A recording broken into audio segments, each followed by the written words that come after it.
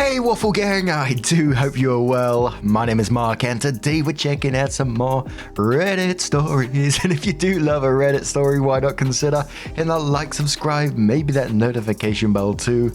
And let's crack on with today's first story. Much love, guys. Now today's first story comes from AuntBadHost from the Relationships subreddit. And it says, me, 30 female, with my boyfriend 34 male of 2 years.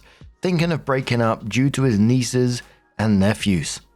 I will try to keep this short. I've been with Dallas, 34 male, for 2 years. I met him through my sister, Lilu, 36 female, and her husband Corbin, 45 male. Issue. Here is the problem. While I truly enjoy time with Dallas, he seems to view us as married already. He refers to my animals as his pets to people, though I've asked him not to. They are not his pets and never will be. He views my home, which I pay for myself, as our future home. I've been honest about how I view my future. This means my house is my house, my pets are my pets, and I do not intend to get married or have children. I've also told him how uncomfortable small children make me. I don't allow them in my home. Dallas has always been honest about his own life and seemed to understand these were things I was not willing to compromise on at all. 2 days ago, I was at Dallas's house and he was talking to his sister, Jean, 40 female, about her visiting with her kids. She asked him to watch them for a week while she headed out to Vegas. He told her Zorg, 5 male, Diva, 7 female, and, pronunciation on this one, Plava Laguna, 9 female, are welcome at our home anytime. Bring them by the week we get back from our vacation. Jumping in quickly because I've only just realized it took me longer than I thought. These are names from the film Fifth Element, aren't they? It carried on. We are going to Canada for a week. Since we were hanging out at his place when they called, I assumed he meant his townhouse. When he hung up, he said I needed to go grocery shopping for the kids. Lava Laguna is apparently a really picky eater and has been on gluten-free because of the special autism diet her mum has her on. Eva and Plava Laguna are both special needs. I told him I would help him shop, but that I was busy most of the week and didn't want/have time to entertain his kids. He started saying things like, I won't let them bother the kitties too much. They can play in the pool. It's a koi pond, so no, they cannot. What? Also saying there is so much room. They can play in the backyard with the dogs and not be a bother. I told him I didn't want the kids to come over at all. They could stay in his house. He has enough room and there is a park around the corner. I've always been clear about this. He seemed to laugh it off. He didn't even discuss having them come over with me. Just ignored every conversation we had about me disliking kids under the age of 10 and not doing well with special needs. I've told him about how angry this makes me. We had a conversation about it, but he is relenting. I just feel like he doesn't listen and he doesn't care about my property, desires and needs. I feel he didn't earn having a house with a yard and he didn't save up to have a house he is proud of. Instead, he spends all of his money on his hobbies. I don't want my house to be destroyed by 3 kids. I don't want to have them over. I'd like some advice on how to handle this. Advice? Now, where to start with this one? There was one bit that absolutely, I was lost for words. When she had to clarify about, him saying the kids can play in the pool and she's like, no, it's a koi pond. I'm like, what? How'd you make that mistake? You must have known there was fish in there. Koi, expensive fish at that. I don't know, and without breaking this down too much because there's just, incompatibility all over the place, and that's exactly how it felt. Incompatibility, and they just seem to be papering over the cracks. Part of me just had me feeling, do they even like each other? Commenter said, whoa, yeah, you two sound very different. He sounds like he's looking for a family kind of woman, kids or no. You two don't sound very compatible from this description. Opie just replied saying, I guess we aren't after all. Opie then responds to a longer comment, quoting it, saying, clearly you have very different expectations of where this relationship is and is going to him. I can't tell whether that's because you haven't discussed it properly or recently, or because you have discussed it and neither of you have changed your view or compromised at all. And says, if the former, you might want to sit him down and talk to him about how, example, until you decide to move in together, your house is still your house, and it's not his place to invite people to stay for a week. Then the OP says, I've explained this to him. He's tried this before when we were first together. His buddy and wife were coming into town to watch the Super Bowl and he offered up my living room. I was going to be out of town and said I was not comfortable making my house a party place. I dislike messes and sports. Did not have cable. I used it to play DVDs. I was not going to purchase cable for one event. He got upset but dropped it soon after. I did not think it would come up again. Opie then quotes again saying, as an aside, whether or not you have discussed with him what your expectations for the relationships are, I would expect that unless you had explicitly told him otherwise, he should treat a house which he doesn't own, isn't paying rent on, and doesn't live in as not his. It strikes me as bizarre at best that he doesn't. Opie then says, I've never told him the house would be ours. I said, as we would never get married, the house would belong to me, and I'll be the one to make all major choices in the home. He doesn't like the color of my walls in the bedroom and has asked if we can repaint it when I move in. I told him the house wouldn't be repainted to a new color because I liked it. My ideal match would have been his own house he would stay at, and we would do couples things together, but have our own space. So it was 3 weeks later that OP came in with an update. They said, the long of it, Dallas and I broke up. We were broken up for about a week, then he called and begged me back. I gave him a chance, stupidly. It lasted 2 days. Now I'm done with him for good, though he keeps calling me. The first fight was over the original issue. When he called to apologize, he said he would ask next time, and that was the end of it. We wouldn't talk about it again. I guess we both assumed we were right and that the other person would relent. The last fight came when Dallas heard I was hosting a barbecue for Lilu, sister, and her husband Corbin the week the kids were going to be there. It was for Corbin's work friends for his promotion. It was going to be all adults. I guess Corbin had bragged about my koi pond. He has a few fish he brought in there, and he helps me with it. So his friends wanted to see it and I said it was fine, just as long as they did the dishes when we were done. I hate dishes. I offered to help cook. I told Dallas about it and he said he would bring the kids. I told him there was going to be no kids because it was work related and not really super casual. He got really upset. He then told me that it would be a lot of work to bring the kids to the house when they could just chill out in my house and not bother people. I asked him why he thought the kids would be there at all. He told me because you agreed to have them. I told him that was not happening. He was not invited to the barbecue and we were not going to Canada. Well, I was. He wasn't. I had a friend agreed to stay in my house while I was gone and went on the trip with my sister. So now I'm single. The barbecue was great. Dallas has stopped by several times trying to talk to me.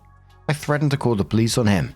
He writes me long, sobby messages on Facebook, even though I blocked him. He keeps using his friends' accounts to do it. So that is the end of the drama. Thanks for the advice and everything.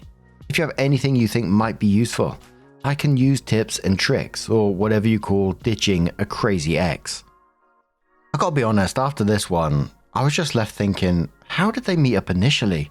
I know she said it was through the sister, but how did that first conversation go? What did they have in common? And the comments below this one seem to be in two different sort of camps. Some people said, they both sound almost as bad as each other in some cases. Other people saying, she had boundaries and she was enforcing them and good on her. But what do you guys make of this situation? Let us know your thoughts down in the comments below and let's move on to another story. Now our next story comes from chuckitaway, who says, me, 23 male, with my girlfriend, 22 female, of 4 years. I think she is cheating on me with our roommate. My girlfriend and I have always had a lot of fun together. She's my best friend and the absolute love of my life. I plan to propose this Christmas, already have her father's blessing. And recently I noticed her acting differently with our roommate, who is also one of my oldest friends. He's known for being a womanizer. Always has different girls leaving in the same clothes they had the night before. I came home from work and they were quietly whispering in the kitchen. It sounded like a serious discussion, and when the door closed, I swear I heard her say, "Shh, he's home." And when I walked into the room, they shot apart. It could have been paranoia on my part, I guess, but then last night, when we were all sat watching some stupid reality show that she loves, she was on her phone the entire time. His phone buzzed and I saw her name on his screen. They were texting while we were all in the same room. That can't be good, can it? How do I bring this up? Do I confront her, him? Do I need to sneak for evidence?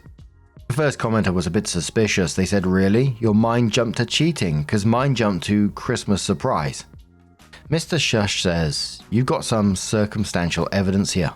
It certainly could be bad, but it could also be nothing. Christmas is coming up. Maybe she's working on a surprise gift for you. Talk to her. A ruined surprise is a small price to pay for preserving what sounds like a good relationship." Another commenter, I'm not reading that name, says, "It's a Christmas surprise. Surprise! I'm cheating on you." And another commenter says, "Why is it the first thing that comes to mind is that she's being unfaithful to you with the roommate? I think that area needs some more explanation. Has she cheated before? How does she treat you? Has anything changed from how she used to treat you? It is a really big jump to accuse an SO of cheating on you, especially with no background information. I've acted in a similar way with my boyfriend's male friends, two of which were roommates, and I've never cheated on my boyfriend. I was acting secretively because I had a surprise for him, and they were in on it." And a lot of commenters were going down that path, that OP jumped straight to cheating, maybe hinting at something else that's happened in the past, that maybe she's cheated before, or is the boyfriend just insecure in this? But OP came in with an update 2 days later and said thank you to everyone who replied with advice, etc. I really appreciate it. As one Redditor rightly guessed, I've been cheated on before. It was one of those. After I found out and ended it, it turns out some of my friends had noticed and never bothered to tell me. So now I worry and I look for signs a bit too much. She's never given me a reason not to trust her until this whole roommate thing came about. I'd like to clear up a few points. When he first moved in, she didn't approve of his promiscuous ways. She was worried about lots of different girls having access to our home when we're not there, and while she made her feelings clear, they still remained civil. Stayed out of each other's way, small talk, etc. He told her his only rule for sleeping around is that everyone involved had to be single. He's a strong believer of bro code, which makes this harder to swallow for me. She's never made me feel the need to snoop. She charges her phone on my nightstand instead of her own because hers is full of books and a lamp. If she had something to hide, she wouldn't leave her stuff so out in the open, would she? After the other night, she left her phone on my nightstand, as usual, and pretty much went straight to sleep. I admit I tried to look. Her password had changed, which shocked me a lot. She only has a password to stop from butt dialing people. Everyone knew her password. She's a very open book about stuff. I got so angry I couldn't sleep. This is another red flag, right? But I couldn't exactly wake her and demand her new password, could I? Without giving it all away, I fumed for ages. Got about 2 hours sleep. Last night is when everything went wrong. She messaged me saying she was on her way home and she'd meet me there. Did I want anything specific for tea? I said steak. She said, "Can you pick up this and this from the store on your way home?" I said yes, see you later. Still angry and hurt over my failed snooping attempt the night before. I get to the store after work knowing she was home, and when I went to pick up what she had asked for, they had ran out. So I decided to ring her to see if there was any alternative or to just leave it. There was no answer. I rang again, no answer. My stomach was in knots at this point. I ring my roommate, no answer. Stomach doing backflips. I rang the house phone, no answer, so something in me snapped and I rang over and over, let it constantly ring until one of them picked up. She eventually answers, sounding out of breath. Another red flag to me. I was so angry at this point I snapped at her saying, "Where the fuck have you been?" She claims to have been in the shower. I asked where the fuck is he? She claims not to know. The house was empty when she got home. I didn't believe her and say I'll be home in 20. I gave her an incorrect time, so if they were up to something I'd catch them in the act. I was home within 5 and when I got back, she had got back in the shower. He wasn't home. Her phone was on the table, so I guessed her password again and again until I disabled her phone. I was so angry I didn't even care. I banged on the bathroom door and told her to get out, we need to talk. She came out, wrapped in a towel, eyes worried. I demanded to know what was going on. She said she had no idea what I was on about. I told her to unlock her phone because I know they are up to something. She started to get upset and begged me not to do this. She said I was ruining everything. Sounded like an admission to me. So I called her a slur and said if she didn't show me her phone right now, I was leaving. She started crying, unlocked her phone and threw it at me. Then went to our bathroom and shut the door. Instead of following, I started reading. Well, Reddit, half of you were right. It was a Christmas surprise. Our roommate works at a sports shop. she had arranged for me to get a whole new football kit, not just for me, but for my entire Sunday league team. She'd been asking for their sizes and messaging them to my roommates so he can keep them to one side for her at the store. I felt so sick. This amazing girl has been trying to do something for me that I really needed. I'm the captain of the Sunday league team and I've been moaning about the cost of a new kit. So she's using her own money to do this for me. And I've just called her a slur and accused her of sleeping with our roommate. I heard her crying from our bedroom, so I knocked on and started apologizing. Fuck it, I even got upset and started crying. I can't believe I caused this. She wouldn't answer the door, kept telling me to fuck off. Then she used the phone in our room to ring her dad. He came for her, asked no questions on why she was upset, just gave me the look that makes my ass leak. She packed the bag and she's gone back to her parents' place. I broke down and confessed I'd been planning on proposing. I don't know what I expected it to do. But she got really angry and told me after 4 years together, if I can jump to an extreme conclusion so quickly, then I'm not ready to be married. I don't know her at all. I clearly don't trust her, and there is no hope for us. I've been blowing up her phone since, until she either blocked me or turned it off. Well, Reddit, I let my anger get the best of me, and now I've lost the best thing that ever happened to me. She told my roommate too, and he came home pissed at me as well. He said he can't believe I thought he would do that to me. She left me. Roommate is pissed at me. Safe to say I've ruined Christmas and lost my incredible girl. Any advice on how to fix this? I don't want to end over something so fucked up on my part. A commenter comes in quoting after 4 years together, if I can jump to an extreme conclusion so quickly I'm not ready to be married, then says, buddy, I'm sorry, but I'm fairly certain your relationship is screwed beyond all repair. Whether or not she takes you back, you really need to look into getting some therapy for yourself. Frankly, it wasn't fair of you to judge your girlfriend based on your ex's mistakes, and you will destroy many more relationships in the future due to your lack of trust and your inability to resolve conflict fairly without name-calling. Commenter says, in the spirit of Thanksgiving, I'm thankful that I'm not dating OP. Heroine of Time says, holy shit, you have some serious anger issues, dude.